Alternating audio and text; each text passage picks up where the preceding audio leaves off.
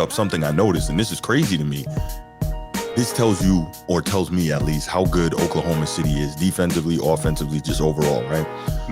How many times are you going to be the team that you allow to have 7 players in double figures? That level of contribution across the board from the Pacers, 7 in double figures. It's unusual that you will be the team that's that well-rounded and has contribution coming from everywhere. You know what I'm saying?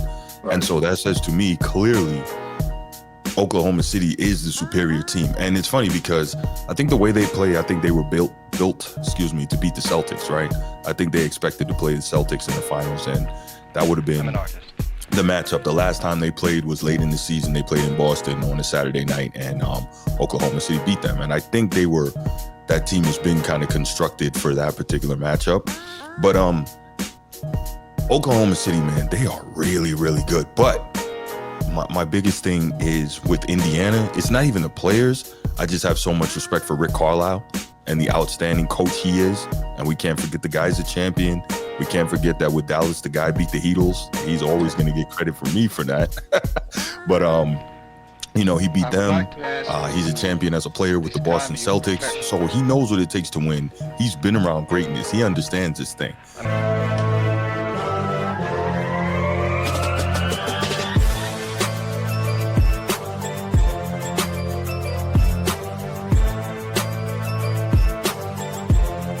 If you're watching here on YouTube, make sure you go ahead, click that subscribe, that like, that notification bell. Make sure you're kept up to date whenever we drop new content on the channel. If you want the audio-only version of the podcast, open up your audio podcast platform, hit the search bar, type in The Format Podcast. We should come right up. If you're enjoying the content, make sure you give us a like, leave us a 5-star review, and drop a comment. All that stuff helps us rise in the algorithm, helps us find more sports fans, helps more sports fans find us. Make sure you write it down, put it in your phone, make a note of it. The Format Podcast is live Sunday mornings at 10 a.m. Eastern. And finally, if you're really and truly enjoying the content we're delivering you, make sure you hit that join button. There's going to be exclusive content here just for you. So let's go ahead, man. Let's start with game 2 of the NBA Finals, right? And that is, obviously, we saw the Thunder bounce back in a big way.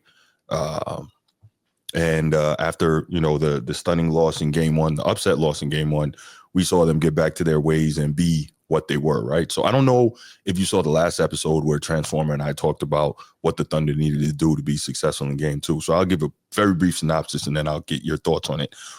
I said a couple of things. I said they need Shai Gilgeous-Alexander to continue to get 30 points. He's going to get his 30 in his sleep. Then I said they need 15. They need 15 points and 8 rebounds from Chet Holmgren. He had 15 and 6. Then I said they need between 18 and 20 from Jalen Williams. He had 19, right? Yeah.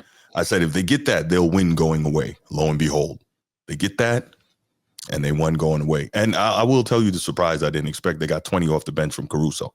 Yes. So that was really good. But stop it, Steve. What's going on, Chief Sid Bubba? You already got your shout out, but you missed it, man. But I appreciate you being here.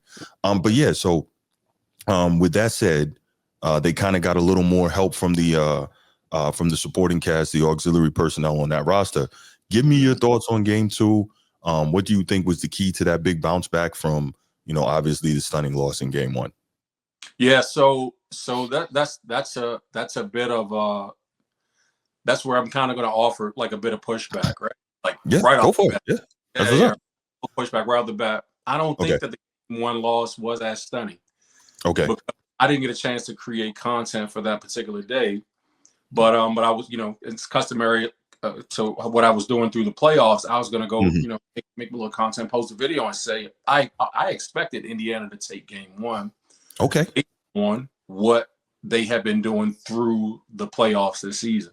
Mm-hmm. And so I thought that if there was any game that they could steal, I had them losing the series ultimately in 6, but I counted game 1 as a game that they had to win in order to get to the 6 prediction, right? So I take 1 in OKC and then maybe split these 2 going home, right? To get to the 2 and make it kind of interesting perhaps. But I think that my opinion about Indiana, even after having that thought that like they could still game 1 and then watching them do it, it changed a bit in the series. I don't think that clearly OKC won the game, right? So a bounce back win is like, well, they were supposed to win at home, right?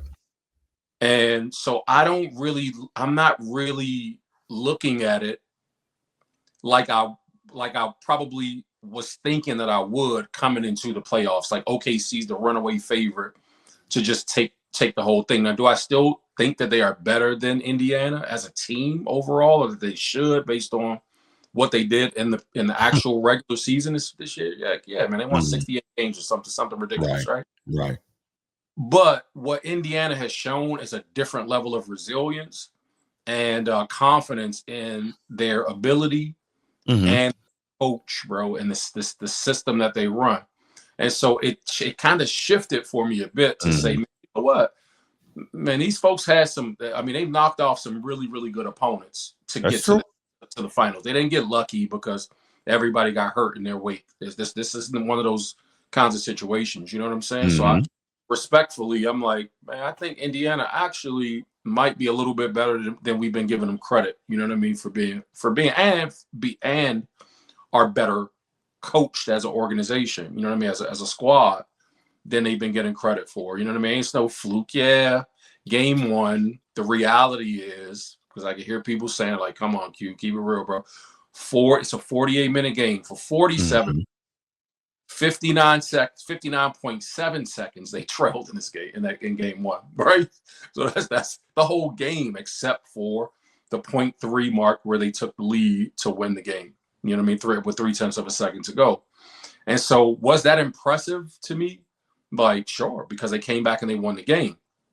But what was more impressive to me to go into game two is the chess match that Rick Carlisle played at the 4-minute mark in this game when they came back from down 15 with 4 minutes to go a couple times in these playoffs. I think that he knew that his team didn't have it, you know what I mean, from that standpoint in that game. And instead of it being a wave the white flag kind of a situation, I think it was a chess move, I say, because I think that he still wanted to reserve that bit of doubt in the head of OKC, like do they have that ability to come back again? Like, we stopped him from coming back this time. He pulled his guys before he got to that point. You know what I mean? So, yeah, I just feel like I don't know that OKC took control of anything. You know what I mean? Like, it's a split at home, bro. So keeping it real, Indiana came into Oklahoma City and into this finals and did exactly what they were supposed to do, or what they were hoping to do, rather, right? Yeah. Get one on the road. OKC didn't do what they were supposed to do. You're supposed to or expected to win and protect home court. They didn't do that. You know what I mean? So the edge still goes psychologically, I feel like, to the Indiana Pacers, man. They need more. Halliburton laid an egg, you know what I'm saying? So that was horrible. He came on late in the fourth quarter, but you need more from your number one guy, you know what I mean, than that. Overall balanced effort, as you pointed out, from the Oklahoma City Thunder, you know what I mean, and all those auxiliary players. You know, definitely had a great game. Chet came out firing. Right off the bench, Caruso came in, man, to take care of business. And so that was really good to see. If there was a dark horse for that game, and, you know, a thing that tipped the scale, it literally was Caruso, like you said, the thing that none of us actually saw coming. Caruso's points, if you erase them, it's still a close game. Just take a big night away from Caruso. You expect Chet to have a good game. You expect Jalen Williams to have a good game. That's why you call it. It's so easy for you to call, and it doesn't sound like, Bruce, you're out of your mind. If you would have, I predict Caruso's going to drop 20 off the bench, everybody would have been like, come on, bro. Right. Like, what are you thinking? Where are you getting that from? Bro, right. So if you just move Caruso's, and not just Caruso, because Case and Wallace, I believe, had a great game as well, correct? I didn't see that. Are you looking at the box? No. It was Wiggins. Wiggins had 18. Wiggins it was. Case and Wallace game 1, but Wiggins game 2. So Wiggins hit some really big shots for him in game 2. And so that's another one where it's like, you when you have a deep team, as Oklahoma City does, you expect it. If these guys can just contribute, man, they're gonna, you know what I mean? Like, the team will be good. If somebody's having an off night, that's the thing. Somebody else is there to pick up the slack. But if you just remove those two big contributions from the bench, because those are stellar contributions from bench players. Yeah, absolutely. You remove those, bro, and we're talking about we're talking about different outcome for that game. Mm-hmm. You know what Mm-hmm. I'm saying? So that for those reasons, as I look at, the Indiana team, I'm like, let me, like you said, some may have gotten ahead of their skis. I think Mm-hmm. from the opposite standpoint, a lot of people have gotten in over their skis, casting, a definitive, like, Indiana's going to lose this series. You know what I mean? It might be like a Yeah, little. I'm there with that. Yeah. Look at their track record so far this year. We're not talking about what they could do. It's like what they've been Mm-hmm. doing suggests Yeah, that they yeah. deserve our respect to watch this series. And Mm-hmm. it's just I just kind of wanted to say that. It's like as a little pushback to be like, bro, I Mm-hmm. was ready to come on, you know what I mean, like last week and be all Mm-hmm. yeah. But I'm like, I don't know, bro. Like let me not be so quick Mm-hmm. to just say that the scale is tipped in the favor of OKC because of what they did through the regular season, without Right. giving respect to what Indiana has done through the postseason. Because that No matters. doubt. Yep. Well, let me push back on your pushback a little bit, Go ahead. right? So I had OKC originally at winning this 4-2, as I mentioned. And while I thought that Indiana would get one in OKC, I presumed that it would be game 2. I thought that would be, their bounce back. I thought that Oklahoma would have come out, set the tone in the series, but then Indiana would have stole one in game 2. Clearly, I had that backwards, right? Yeah. The next thing is you mentioned, Halliburton, and they need more from their number one guy. The Right. question I would pose to you is, as much as he is kind of the engine, being the point guard, is he the number one guy? Do they have a definitive number one guy? Or is it Siakam, right? Yeah. You know Yeah. what I'm saying? It's one of those situations. Yeah. So Yeah. I'm with that.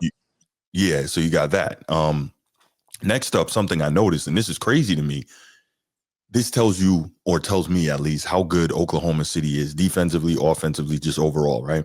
Mhm. How many times are you going to be the team that you allow to have 7 players in double figures? That level of contribution across the board Yeah. from the Pacers, 7 in double figures. It's unusual that you will be the team that's that well-rounded and has contribution coming from everywhere. You know what I'm saying? Right. And so that says to me, clearly, Oklahoma City is the superior team. And it's funny because I think the way they play, I think they were built, to beat the Celtics, right? I think they expected to play the Celtics in the finals, and that would have been the matchup. The last time they played was late in the season. They played in Boston on a Saturday night, and Oklahoma City beat them. And I think that team has been kind of constructed for that particular matchup. But Oklahoma City, man, they are really, really good. But my biggest thing is with Indiana, it's not even the players. I just have so much respect for Rick Carlisle and the outstanding coach he is. And we can't forget the guy's a champion. We can't forget that with Dallas, the guy beat the Heatles. He's always going to get credit from me for that. But he beat them. He's a champion as a player with the Boston Celtics. So he knows what it takes to win. He's been around greatness. He understands this thing. You gotta give respect due to Indiana just by virtue of his presence. And I think I heard Mel on Man Down Sports saying when he was in Dallas, he actually wanted Halliburton. And, they went and got Luka, which I guess, turned out pretty well, right? But now he's in Indiana. He's got his guy Halliburton, and look how that's going, But Rick Carlisle is the reason that I have so much respect for Indiana and granted them 2 games against a clearly superior opponent in the Thunder. And now could this go 7? Yeah, it could, but I just don't see it, man. I think OKC is too good. I think there is no answer whatsoever for SGA, like none. Even though not Neesmith, Nembhard has been playing great defense on all the really good guards that he ran up against in the East on the way to this championship series. But this is just a whole nother level.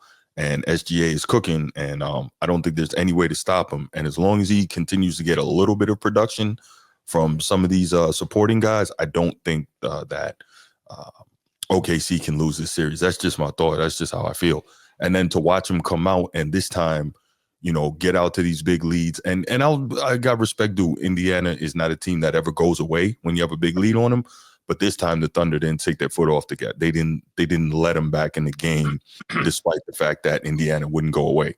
I think they were kind of shocked by that in the first game when they got out to big leads, but they couldn't really put them away. Every time they knocked them down, Indiana got back up. They said, okay, this time that's not going to happen, So I get it. But overall, man, big bounce back win, and this is kind of what we've come to expect from the Thunder throughout this playoff run, and really throughout this series. Like they don't, not this series, this season. They don't typically lose back to back, and then when they come off a loss, they blow somebody out. So, yeah,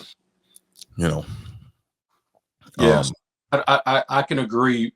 Obviously with the Carlisle point, and again, because I'm a realist, my thing was like clearly Oklahoma City is the more superior team. So that's kind of like I said, I was already guns blazing coming into this series, like everybody else, to just crown Oklahoma City this year's champs. But again, I have to go back and just kind of respectfully, because of Carlisle and because of the body of work that Indiana's been able to put together through this postseason, and say, let me give them a little more respect and actually tune in to just enjoy the series. But there's still some things that I can't see. It's just like, man, they got to win 4 games, obviously, to win the series. But, what kind of gets me is that I was thinking the same thing about New York. I was thinking the same thing about Cleveland. And I know Cleveland's a little different because you're talking about injuries, but, injuries are a part of the game, especially at this juncture of the season, Bruce. And I'm not wishing injuries on anybody, because I want to see the best teams go up against folks. But you've been watching basketball as long as we have. That sometimes a little nagging injuries, little nicks happen during like these stages that can completely transform a series. And while there is no answer for Shai Gilgeous-Alexander, man, the dude is just literally he's phenomenal. He's amazing. What I mean? In the mid range, and especially as long as they continue to allow him to get away with that push off, he's going to score his buckets, bro. He gets away with that push off more than anybody I've ever seen. No, that's a lie. No, he does not get away with the push off more than anybody you've ever seen. Who's that? That guy in topic number 2. Nobody has pushed off more than him. Oh my God.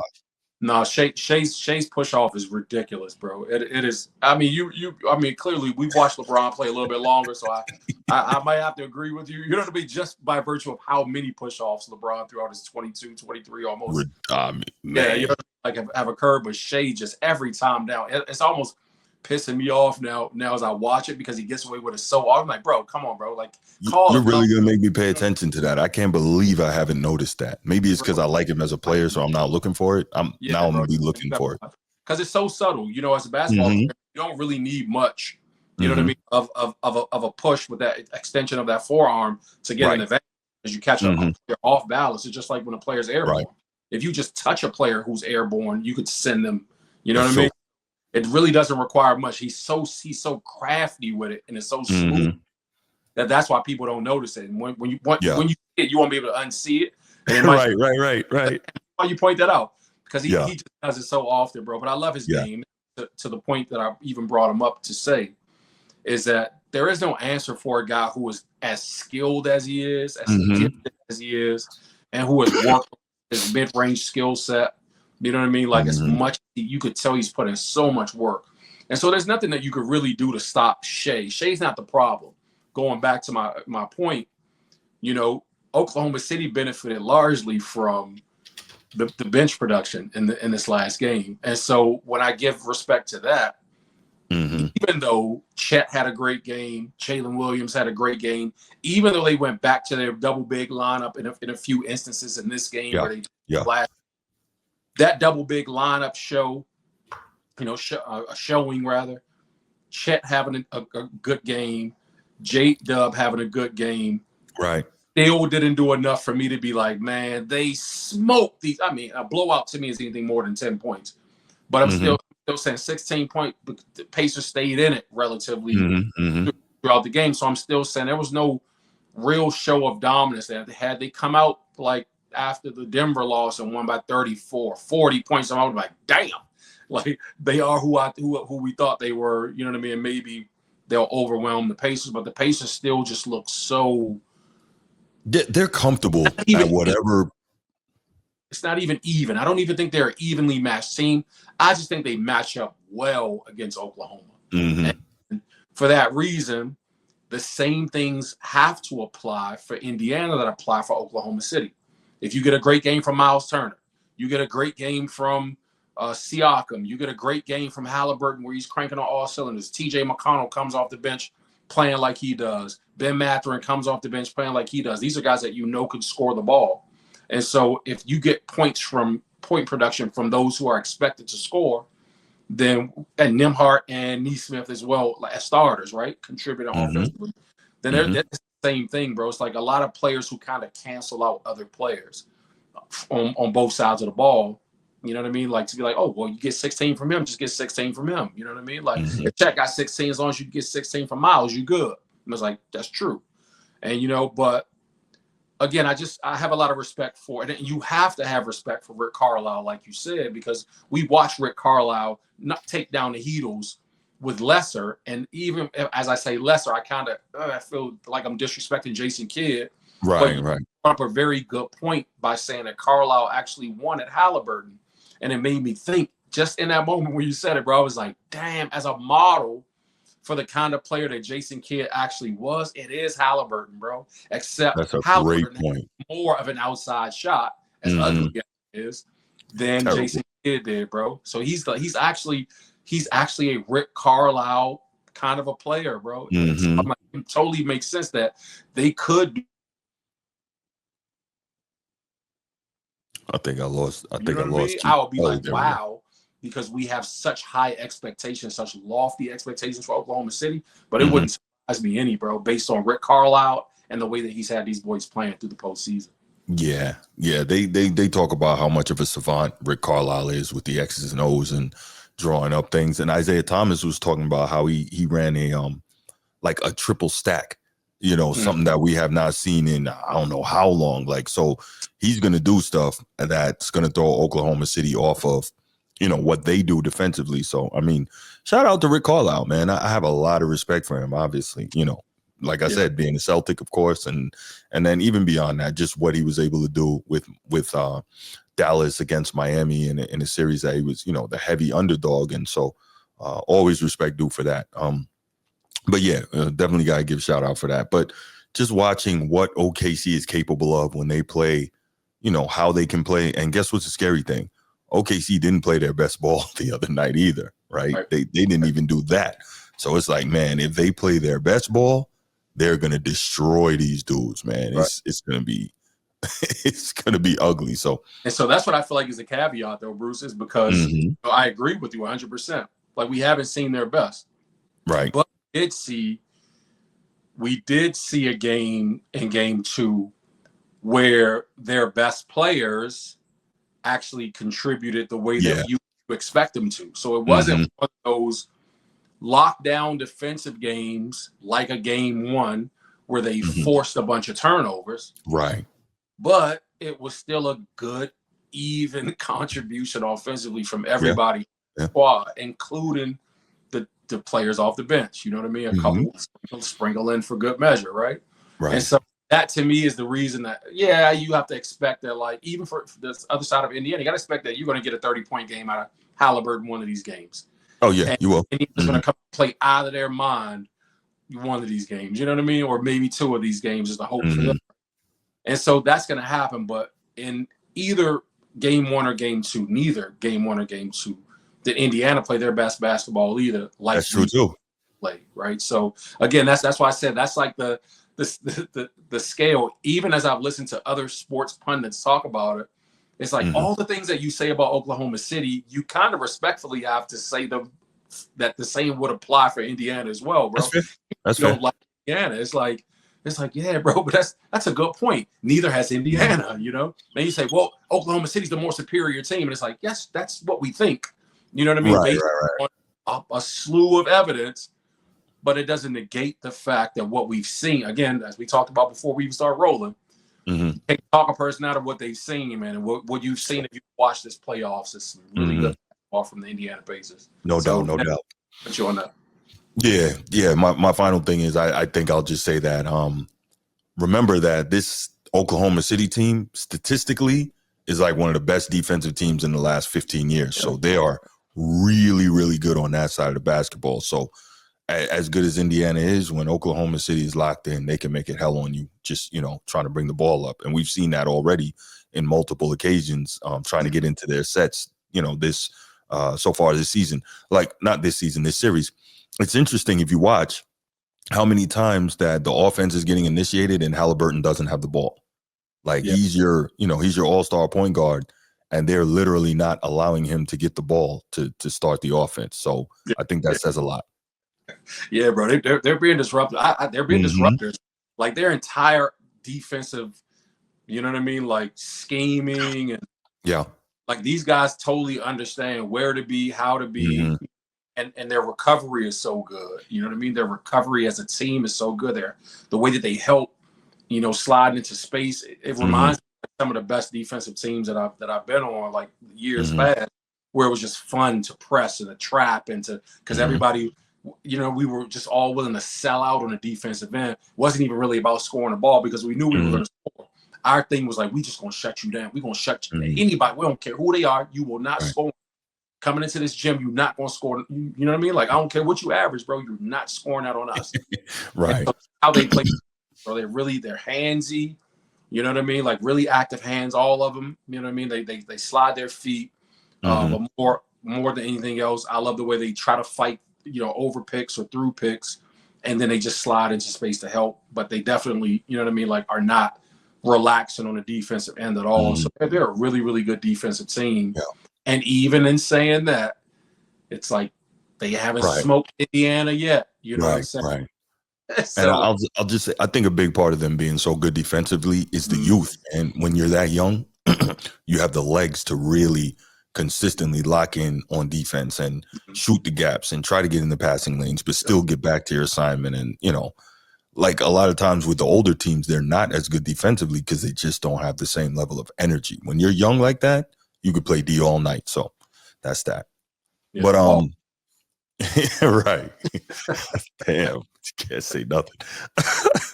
Let's go ahead and we'll open up the phone lines. We will take where's my bad. We'll take a quick couple of calls on this topic, and then we will move on to the next one and have some fun with that. All right. New season, brother. Get the flip-flops ready, man. Get that pedicure action in. Right. Tis the What's season. going on, Sneed, SMT Media Network? What's going on? Salam, my brother. How are you? Let's go 904-219-8264. 904-219-8264. I know we already talked about game 2 on Sunday with Transformer, but if anybody missed that and wants to call in and give their thoughts on game 2, let's go ahead and do it before we move on to the next topic here.